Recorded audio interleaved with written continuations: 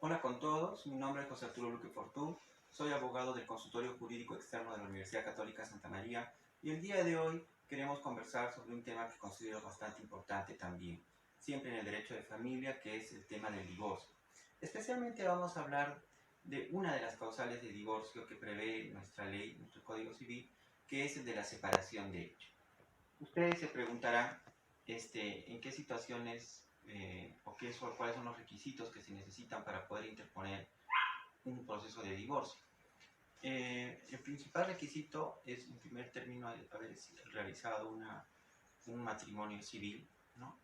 Haber realizado un matrimonio civil y el segundo requisito sería analizar si el tema del divorcio va a proceder por alguna de las causales que prevé nuestro Código Civil en el artículo 332.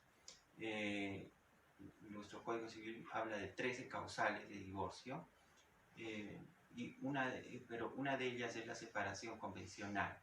Las otras causales son las causales de un divorcio, digamos, que se tramita a iniciativa de una de las partes. Dentro de estas causales se encuentra la de separación de hecho. ¿Y qué es la separación de hecho? Es la situación a través de la cual una pareja de esposos se encuentra separado viviendo en distintos domicilios durante más de 2 años, ¿no? Y si en el caso tuvieran hijos menores de edad, durante más de 4 años. Es importante recalcar el tiempo de la separación, ¿no? Y que se encuentran realmente viviendo en domicilios diferentes, porque se dan muchos casos de personas que continúan haciendo una vida en la misma casa, pero durmiendo en habitaciones diferentes, dejando de hacer una vida de pareja, pero viviendo en el mismo domicilio, teniendo la misma dirección. Entonces, para que proceda esta causal, uno de ellos tiene que retirarse del domicilio y vivir en otro domicilio, ¿no? Y esta separación tiene que durar por lo menos más de 2 años, en el caso que no tengan hijos menores de edad. Y en el caso de tener hijos menores de edad, se pide que esta separación sea durante más de 4 años y que permanezca en el tiempo esta separación. Porque ¿qué pasaría si de repente una pareja se encuentra separada de esposos y de repente después de 8 meses el esposo regresa, vuelve a convivir con la persona, con su esposa? Entonces no habría una permanencia en el tiempo de esta separación, que tiene que ser por lo menos, si hay hijos menores de edad, más de 4 años, ¿no? Entonces, eso es importante mencionar. También prevé la ley como un requisito adicional cuando una persona va a interponer un divorcio por esta causal, que no tenga deuda de carácter alimentario. Es decir, la persona que va a interponer la demanda no puede haber sido demandada a su vez por alimentos. Y en el caso de haber sido demandada por alimentos, deberá demostrar que sí se encuentra al día en el pago de la pensión alimenticia. Es decir, que no tiene deuda de carácter alimenticio. Ese es un requisito también. Ahora, ¿cuáles son los medios que prueba que normalmente se solicitan o se presentan para poder adjuntar al escrito de la demanda? Normalmente se pide la partida de matrimonio, en caso de haber hijos menores de edad, la partida de nacimiento de los hijos menores de edad, una constatación que puede ser de un juez de paz, una constatación que puede ser de la policía, ¿no? Del momento en que se ha producido el retiro del hogar, ¿no?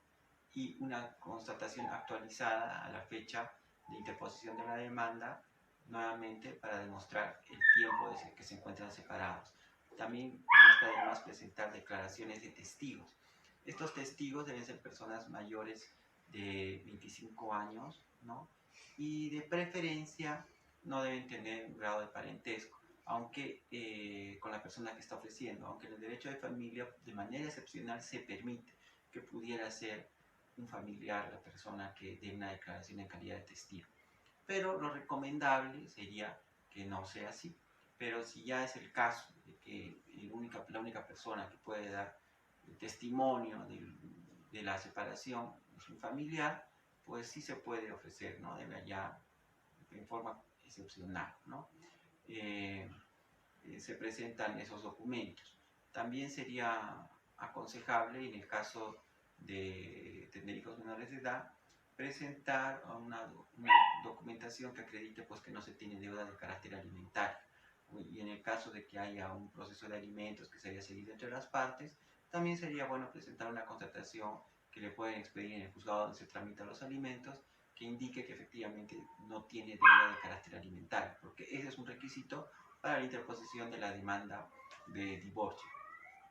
No está de más decir también, y es importante señalar, que en el proceso de divorcio se puede presentar como una pretensión también,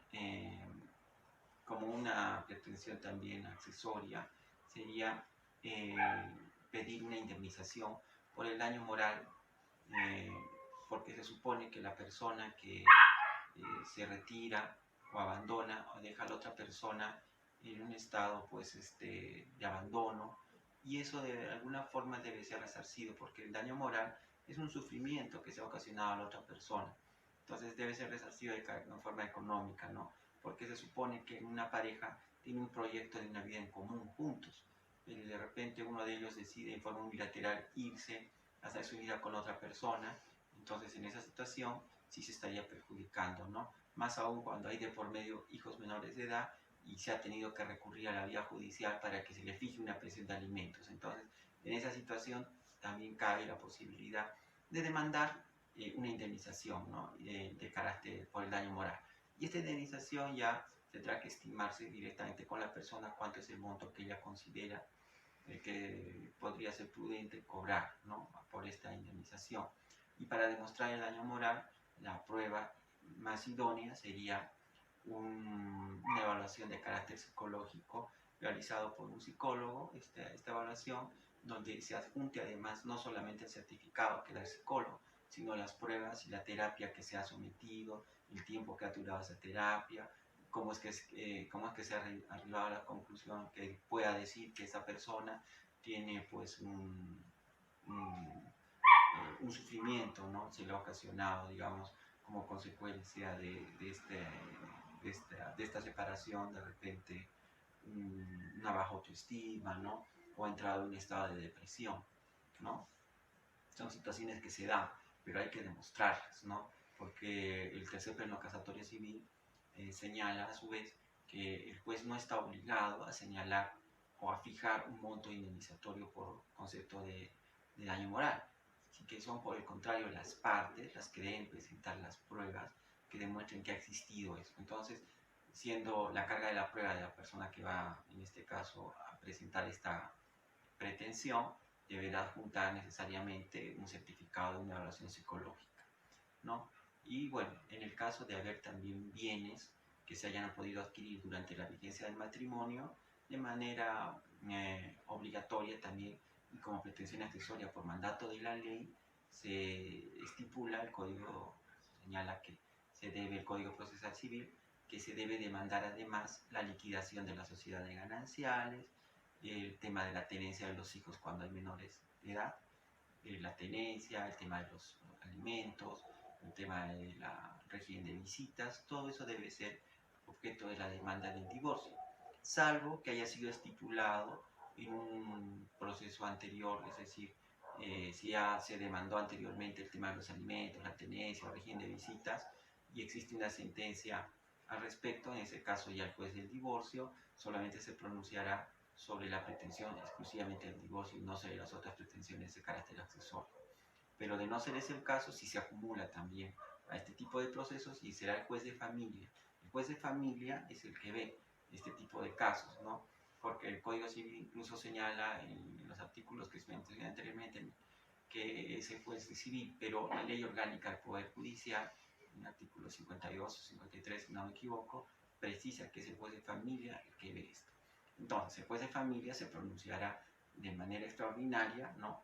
Porque es como una pretensión accesoria de ley, sobre los extremos referentes al tema de alimentos, tenencia, régimen de visitas, la liquidación de la sociedad de gananciales. De haber, digamos, bienes, en ese caso, también se deberá presentar certificados literales de propiedad que acrediten la existencia de esos bienes, si están inscritos, o si no están inscritos, porque tampoco es una obligación inscribirlos, digamos, es preferible inscribir, pero no es obligatorio. Si no están inscritos, lo que se puede hacer en todo caso es presentar una minuta o presentar la escritura pública o el documento privado con las firmas legalizadas que demuestran la existencia del bien, cuándo ha sido adquirido y en qué condiciones, ¿no? porque también puede darse el caso que durante la vigencia del matrimonio se haya podido recibir una herencia o una donación, y eso formaría parte de los bienes propios de uno de los cónyuges y no de la sociedad de gananciales. Entonces, todo eso hay que tener en cuenta al momento de interponer una demanda de divorcio. Bueno, es cuanto tengo que referir por mi parte y conmigo será hasta una próxima oportunidad. Muchas gracias.